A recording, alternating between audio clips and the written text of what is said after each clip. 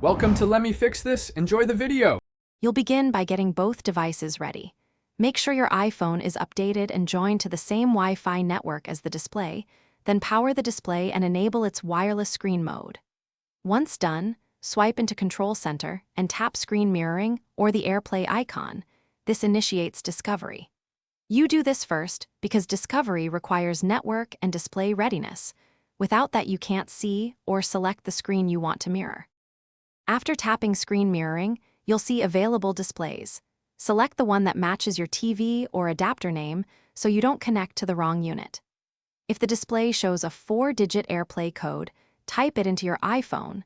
This authenticates the session and prevents accidental connections. Make sure you adjust volume and orientation from the iPhone if needed, because those controls affect playback quality and viewer comfort during the connection. To finish, open Control Center and tap Stop Mirroring or Disconnect in the AirPlay menu. This cleanly returns your iPhone to normal. If you experience lag, stutter, or missing audio, make sure both devices are on the same 5 GHz band when possible. Restart the iPhone and display and retry. This clears transient network or handshake problems. As a single troubleshooting tip, reboot both devices and confirm there aren't.